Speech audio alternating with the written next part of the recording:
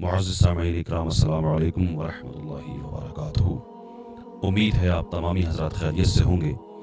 अल्लाह की बारगाह में दुआ है अल्लाह तबारक व तआला आपको और भी खुश रखे, दीन और दुनिया की दौलत से मालामाल फरमाए, आमीन या रब्बल आलमीन। मुफ्ती सलमान नसरी साहब के ताल्लुक़ से रोज़ाना अपडेट देता हूँ मैं, और बहुत सारे यूट्यूबर्स देते हैं, रोज़ाना खबरें दिया करते हैं। हर घंटे में कुछ लोग तो अपडेट दे रहे हैं, कुछ लोग तो हर घंटे में अपडेट दे रहे हैं। मुफ्ती सलमान नसरी की अभी देंगे, घंटे के बाद फिर देंगे अपडेट, और पता कुछ भी नहीं होता मुफ्ती साहब कहाँ हैं, किस हाल में, किस इस वक्त क्या है। तो यूट्यूबर्स ने और यूट्यूबर्स ने और उनकी जान बवाल में डाल रखी है मुफ्ती साहब की। तो सबसे पहले तो मैं यही अर्ज़ करना चाहता हूँ कि मेरी वीडियो जाहिर सी बात है देखते तो होंगे आप लोग, कि ऐसी वीडियो डालें, ऐसी अपडेट डालें जिसमें कोई सबूत दिखे, ऐसा जिसमें कुछ सच्चाई दिखे जिस वीडियो के अंदर कि हाँ सही है। तो कुछ भी बात लिख करके कुछ कहीं से भी कुछ भी डाल दिया करते, तो ऐसा ना करें। एक वीडियो आपकी खिदमत में लेकर के मैं हाजिर हूँ। कानूनी बात है, ये कानूनी कार्रवाई चल रही है, तो कानून वालों की ही जो लोग कानून को पढ़ते हैं, पढ़े हुए हैं, जो कानून की ही बात करते हैं हमेशा, उन लोगों की ज़बानी सुन लें क्या मामला है मुफ्ती सलमान नसरी साहब की। क्योंकि जैसे कल बहुत से लोगों ने कल वीडियो पोस्ट की थी कि मुफ्ती सलमान नसरी साहब को साबरमती जेल में भेज दिया गया। किसी ने कुछ कहा, किसी ने किसी तरह से वीडियो पोस्ट की। एक वीडियो मेरी नज़रों के सामने आई है, मैं इसको आपको दिखाने वाला हूँ, आपकी खिदमत में पेश करने वाला हूँ। देख लें इस वीडियो को। वकील साहब हैं हाई कोर्ट के, दिल्ली हाई कोर्ट के वकील साहब हैं। पूरी तरह से उन्होंने पूरा बड़े अच्छे अंदाज में, बड़े अच्छे लफ्ज़ों में समझाया है कि मुफ्ती सलमान नसरी साहब के साथ अच्छा आखिर क्यों हुआ, इतनी परेशानी बढ़ती जा रही है तो क्यों बढ़ती जा रही है। मुफ्ती साहब ने जो बोला था कि उसका कितना बड़ा गुनाह है, कि क्या किया उन्होंने, और जो अभी जिस वक्त जहाँ पे हैं, कहाँ पे हैं और क्या कर रहे हैं, कब तक रहेंगे, कब तक बेल हो सकती है उनकी। ये खबर मैं आपकी खिदमत में लेकर के हाजिर हूँ। बने रहें, वीडियो को छोड़ करके न जाएं, बिना स्किप किए इस वीडियो को देख लें और बात को समझ लें पूरी तरह से। मैंने देखा था इसमें सलमान नसरी साहब के खिलाफ भड़काऊ भाषण को लेकर के एफआईआर करी गई है। 3 जगह अलग अलग एफआईआर हुई, उसमें से 2 जगह से तो उनको बेल ग्रांट हो गई है, मगर अभी एक में बेल ग्रांट नहीं हुई है, तो उनको साबरमती जेल में भेज दिया गया है जो अहमदाबाद में है। मगर अच्छी बात यह है कि अभी पीसी रिमांड पे चल रहे थे मौलाना साहब, पीसी रिमांड का ग्रांट नहीं हुआ है, बढ़ाया नहीं गया है, पुलिस कस्टडी से हटा करके इनको जेसी में भेज दिया गया, जो जुडिशियल कस्टडी बोलते हैं, न्यायिक हिरासत में। वहाँ क्या है कि जेल में है, वहाँ कोई टॉर्चर नहीं, कोई कुछ नहीं इनका होगा। पीसी रिमांड पुलिस वाले मानते हैं, जैसे कोई सबूत इकट्ठा करना है या कुछ करना है, उसको बोलते हैं पीसी रिमांड। अब जैसा में पीसी रिमांड आगे नहीं बढ़ा करके इनको क्या है जुडिशियल कस्टडी में भेज दिया है। अच्छा, इनके खिलाफ इस एफआईआर में 2 सेक्शन है खाली, 153 बी और 505(2). अब इसमें मैक्सिमम पनिशमेंट की बात करें तो इसमें मैक्सिमम पनिशमेंट 3 इयर्स का है। अच्छा, अभी एक जजमेंट आया था Anilesh Kumar versus state of Bihar का, उसमें था कि अप टू 7 इयर्स, यानी जिसमें 7 साल की तक की सजा है, उसको थाने से ही बेल आउट कर दिया जाए। तो अगर पुलिस चाहती तो उसका भी अनिलेश कुमार का जो जजमेंट है, उसकी गाइडलाइंस है, उसको फॉलो करके इनको बेल आउट कर सकते थे। मगर कभी कभी क्या है कि पुलिस किसी के इशारे पे मान लो या जो भी है, यही बात है इनको मतलब मकसद क्या है कि जिसने कंप्लेंट करी उसका मकसद है इनको टॉर्चर करना। जैसे हमारे वहाँ कहते हैं कानून क्या है, प्रोसेस इज पनिशमेंट, जो प्रक्रिया है यही पनिशमेंट है। आज यहाँ पेशी, कल वहाँ पेशी, कल वहाँ, परसों वहाँ, मतलब घूम के क्या आदमी। अच्छा, इन्होंने इनकी स्पीच मैंने सुनी, जब सुनने में आया कि हेड स्पीच में मौलाना साहब, तो मैंने कहा मैं भी देखता हूँ क्या हेड स्पीच है। तो उन्होंने उसमें वही बोला है कि अभी इनका कुत्तों का वक्त है, हमारा वक्त आएगा। तो स्पेसिफिक नाम किसी का नहीं लिया। क्लेरिफिकेशन भी मैंने यूट्यूब पे डाला था कि भाई फिलिस्तीन का और इजराइल का जो युद्ध चल रहा है, तो उसके रिगार्डिंग इन्होंने बोला कि भाई अभी कुत्तों का वक्त है और हमारा आएगा, हमारा दौर आएगा। तो इसमें किसी का नाम नहीं लिया। इसमें अभी देखो राज इंदौरी साहब के खिलाफ भी पहले ही मैटर चला था कि उन्होंने भड़काऊ भाषण दिया कि सरकार चोर है, सरकार चोर है।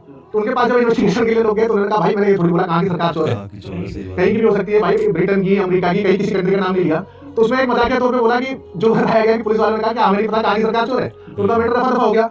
वैसे इसमें है कि किसी का नाम नहीं लिया गया है भाई। और बाकी रही उसकी 2, इसी इनका जो केस स्ट्रॉन्ग था, इसीलिए जाते ही 2 केसों में बेल ग्रांट हो गई है, और कल संडे है, पूरी उम्मीद है कि मंडे में इनकी बेल वहां से भी ग्रांट हो जाएगी।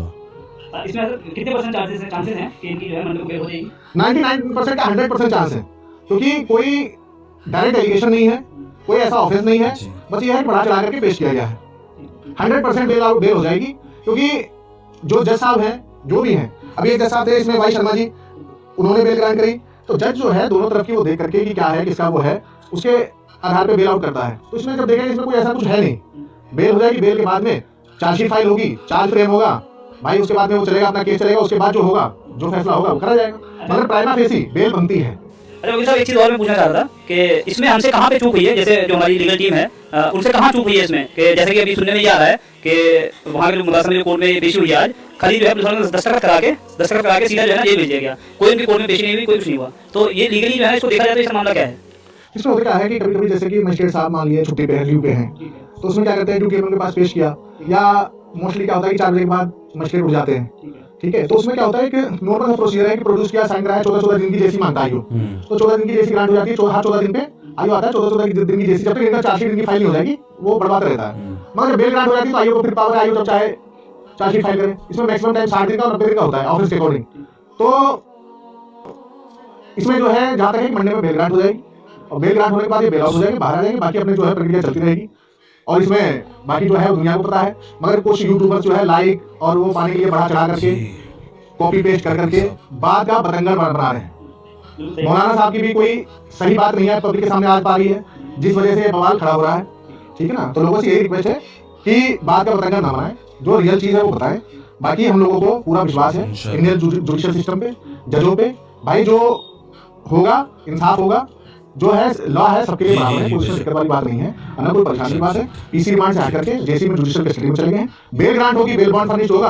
अब ये भी हो सकता है कि बेल बॉन्ड फर्निश्ड हो तो उसमें क्या होगा, पुलिस वेरिफिकेशन भी होती है। कोई जज जैसे देखता है कि आपका साउंड छोटी नहीं है, मान लीजिए एफडी नहीं है, या छोटी पे कोई डाउट है, तो 1-2 दिन उसमें टाइम लगता है बेल बॉन्ड में वेरिफिकेशन में। तो ऐसा नहीं मंडे में बेल हो तो मंडे में ही बाहर आ जाए, हो सकता है 1-2 दिन बेल बॉन्ड वेरिफिकेशन में भी लग सकते हैं। वकील साहब मैं एक चीज़ और पूछना चाहता हूँ कि हमने तो ये देखा है पूरे केस में आज लगभग 15 दिन होने जा रहे हैं, कभी कहीं की पुलिस कभी कहीं की पुलिस उनको कस्टडी में ले लेती है, रिमांड में ले लेती है। हमें जो समझ में आया वो ये कि उनको सिर्फ और सिर्फ परेशान किया जा रहा है और कुछ भी नहीं। क्या वकील साहब इसमें जो है ऐसा नहीं हो सकता कि ये जितने भी मामले हैं, मतलब मुदासा ले लो आप, चाहे अहमदाबाद ले लो, चाहे राजस्थान ले लो, कहीं का भी केस है, ये सारे केस एक कोर्ट में आ सके? बिल्कुल हो सकता है। तो इसमें जो अलग अलग स्टेट में है, तो इसके लिए अलग अलग स्टेट के लिए क्या सुप्रीम कोर्ट में लगेगी पिटीशन लगा करके एक जगह के लिए वो करा जा सकता है कि एक ही जगह सुनवाई हो। चलो ठीक है, माशाल्लाह। जो है अलग अलग है, एक जगह वकील साहब ने कहा कि हो सकता है बेल तो हो जाएगी मंडे को इंशाल्लाह। आप दुआ कर ही रहे हैं, हम लोग हमारा आप दुआ कर रहे हैं, अल्लाह पाक से दुआ करें मुफ्ती सलमान साहब की बेल हो जाए मंडे को। लेकिन वकील साहब ये कह रहे हैं कि 100% बेल तो हो जाएगी मंडे में, पीर के दिन, यानी आज संडे है, कल इंशाल्लाह हो जाएगी बेल। लेकिन इसमें ये नहीं कि हजरत बाहर आ जाए, बिल्कुल रुकना भी पड़ सकता है 1-2 दिन। लिहाजा मेरी आप लोगों से गुजारिश है कि जिस तरह से मुफ्ती सलमान साहब के लिए दुआएं कर रहे हैं, दुआ करते रहें। अल्लाह पाक दुआओं को कबूल करने वाला है, दुआ मोमिन का हथियार है, और अल्लाह पाक, अल्लाह की ज़ात पर भरोसा होना चाहिए, अल्लाह की ज़ात पर भरोसा है। इंशाल्लाह मुफ्ती सलमान अजीज साहब पीर के दिन, मंडे के दिन इंशाल्लाह रिहा हो जाएंगे। और कोई बात नहीं, मुश्किलात तो नबियों पर भी आई। यूसुफ अलैहिस्सलाम भी 12 साल तक जिंदान में रहे, कैद में रहे थे, और हमारे नबी पर भी बहुत परेशानियाँ आई हैं। सारे नबियों पर जुल्म किया गया, नबियों को कत्ल भी किया गया। मज़हब इस्लाम के दुश्मन हमेशा से रहे हैं, हमेशा रहेंगे।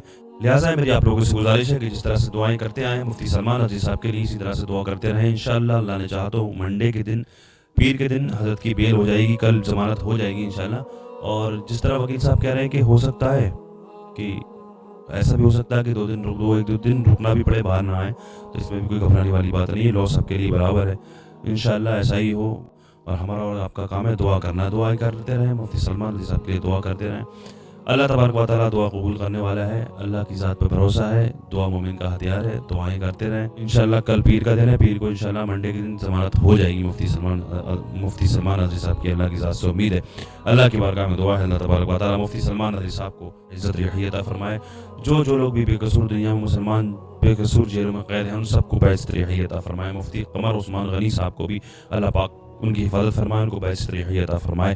दुनिया के तमाम मुसलमानों की इज़्ज़त व आबरू की, जान और माल की हिफाजत फरमाए। दुनिया में जहाँ जहाँ परेशान मुसलमान हैं, सबकी परेशानियों को दूर फरमाए। फ़लस्तीन के मुसलमानों की गैब से मदद फरमाए, हल्द्वानी के मुसलमानों की हिफाजत फरमाए, उनके मकानों की हिफाजत फरमाए। आका के सदक़े में मेरी इन दुआओं को अल्लाह तबारक व तआला अपनी बारगाह में कबूल फरमाए। आमीन या रब्बल आलमीन। अस्सलामु अलैकुम व रहमतुल्लाहि व बरकातुहू।